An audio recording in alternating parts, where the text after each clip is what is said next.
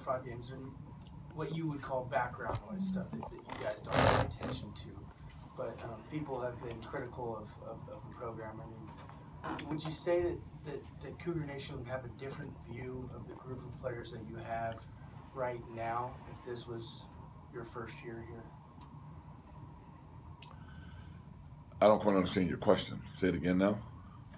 Like the group of players that you have right now, Correct. Carter Skaggs and this younger, do you feel like people would have a different view of the trajectory of where the program is going? Well, first of all, I don't focus on background noise. I focus on my guys, and I focus on what's in front of me.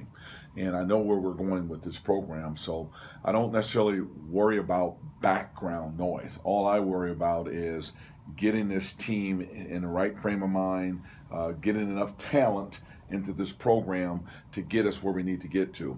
And I really 100% tell you this, I hear no background noise because I don't focus on the negative. I stay on the positive. So there's not another answer I can give you, whether it's my first year, fourth year, whatever. It's just a matter of we're not quite where we need to be, and we're going to tinker with it again. But right now, we're going to still move them forward and close out this year. You spoke Sunday about conversations with guys who told you about the challenges of taking this job. What challenges have you encountered that they were telling you about, or what kind of challenges does this job specifically present? The biggest challenge on this job is to travel. These Sunday games are hard on our guys, but they are what they are. I mean, you figure they get back here on Monday, they're in class on Tuesday, we get to run play again on Thursday. That's tough, but there's not anything we can do about the travel. So I can't dwell on the negative of that either. Whether somebody said a job is tough or not, that's their belief in it. I tell people this all the time. Everybody said the St. Mary's job was tough. Don't take it. Well, we took it, and we changed it. And then people told me the Oregon job, they never won there. Don't take the Oregon job. We took it. We turned and we won there, and that's no different here. We know where we're going with this program. I know it all centers around recruiting, it centers around positive energy, and it centers around your vision. So again, what people on the peripheral see and do, they're not here with us every day. They don't see what we see when we go into Seattle and the recruiting is picking up. They don't see all of that. That's okay. So my job right now, again, is just keep moving this team in a positive direction, and that's what I'm going to do. Are there any obstacles that are similar to the ones you faced at Oregon and St. Mary's in the first 3 or 4 years that you've seen here? Probably the biggest thing is convincing those on the outside the vision that you have. I mean, again, from recruits, from coaches with programs on the outside want to point their players in this direction. In fact, this is a good place for them to go. And we're changing all of that. When you take a guy like Josh Hawkinson and his numbers as a sophomore, and then he ends up on the same list with Kareem Abdul-Jabbar, that's impressive. When you take a guy like Robert Franks and where he was out of high school to see what he's doing today, that's impressive. When you take a guy like Malachi Flynn, where he was out of high school, and see him today, there's a lot of positive stuff that people are looking at saying, we want you to coach our kid, coach my player.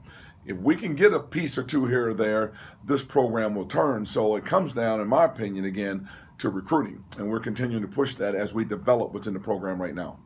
Can you kind of detect what piece is missing right now? What would make a big difference, or a few pieces that you would like to have? I would say we need to get a little bit more tougher physically, and a little bit more stronger and things like that. So that'll come in time. But let's get back to this team, because again, with all that being said, this team is one of the best shooting teams in the conference, one of the best shooting teams in the country.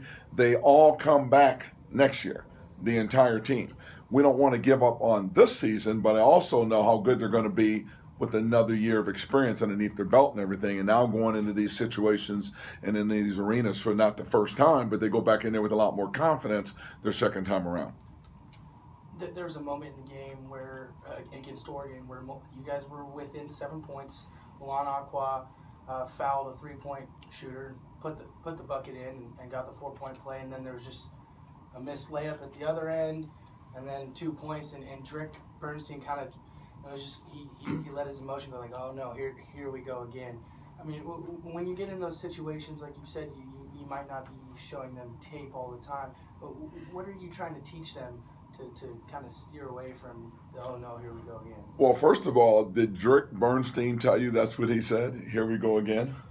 Well, it Or are just you seemed like reading into his body language? I'm reading into his body language. Be careful reading into body language, because I don't think that came out of Drake. Because I look at this team again. You can look at a lot of games, and we had that point in time in the game where there were a couple of turnovers, a couple of missed assignments, and then boom, the game changed just like that again. That's what I mean by the experience. It's not like you don't have the talent to play in a lot of these games. You don't have the experience to sustain in a lot of these games. That comes with time. So I don't think a guy like Drake Bernstein, for as frustrated as he may be, in terms of what went on during the course of the game, I see no quit, no give up in him. This team is evident of them coming back and how hard they played at Oregon. That's the best we've played in that environment, to be right there in the game with about 6-7 minutes to go, needing a couple things to go your way. Hit a bucket, and you're right there. And that was a very good Oregon team in an environment, again, that 11 of these 13 guys have never even been in before. That's what I look at. And I look at, okay, where are we going to be when we get into that scenario again? How are we going to play that team when we get them back here in Beasley with an 18-point-a-game score on the floor with us in Robert Franks, who didn't even play in the game? So I don't attack any of this from the negative. I look at it from the positive, and that might be the lesson to be learned with everybody here. Because, again, your questions, this scenario has played out before, where the doubters have been there and all that. That's okay. That's all a part of it. Our job is to build a basketball program and turn it into a winner, and we're totally focused on doing that. Touching on being bigger, or like you said, being tougher this season, obviously Devante got to play a lot more because Franks was out last night, but do you see him being a part of the solution to being a little bit bigger this season and for the rest of the stretch of this season? I definitely see Devante really helping us. He's starting to play a lot better and a lot more confidence, and he made a difference even in the Oregon game, being the biggest player on the floor. And also Quinn Henson, who didn't even play in the Oregon game. Another big-bodied wing that's all centered around confidence and being on your game at game time, and that. Both of those kids can help us down the stretch. So we're not giving up on this team and giving up on this season, because there's still games to play, and there's this thing called the Pac-12 tournament sitting down the end too. So my job right now is to grow them as much as we can and move the needle as much as we can, and then do our work during the offseason and come back at it again. And then specifically about Devante, is he on pace with where you would expect him to be, or did you expect him to be playing a little bit bigger of a role at this point in the season? I would have hoped that he would have played a bigger role sooner. But my thing with players, in particular with players that they're the first year in the program, be it that it's a freshman or even a JC transfer, and you hope the transfers come sooner. And my thing is, come at your own pace as long as you come, as long as you get there, because some guys are going to learn it quicker, absorb it quicker, get comfortable with the college community quicker, Pullman quicker, new offense, new defense. They come differently. The key thing is that you do come and you eventually get there. And in his case, he struggled early on, and now all of a sudden he's got some things figured out, and here he comes. Well, that's a real positive for us. A guy like Carter Skaggs, he came early. He started figuring it out. He was exciting. He loves to play. He loves to hoop. That's a good sign. So they came at different times, but they're both starting to help us now. How's Robo look? Do you expect him to go this week? Yeah, he said he was at 100%. He felt great. That's what he just said. I'm at 100% and I feel great. So that's good. If he's great, I'm great. So we needed him in the Oregon game. It could have really helped us.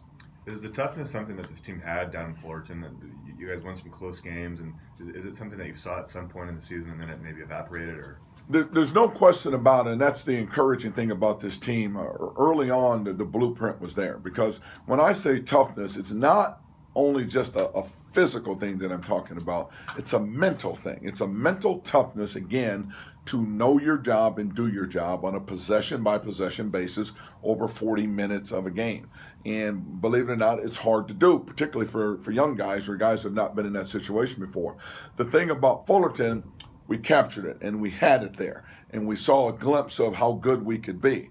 The problem is you came out of there and you became the hunted, and it knocked us out of whack, and we've been out of whack ever since, trying to find it where everybody is on their game at the same time, like we were down in Anaheim. So these guys know what that looks and feels like.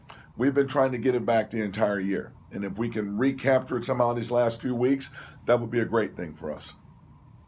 You mentioned with Devante how you're waiting for him to get there.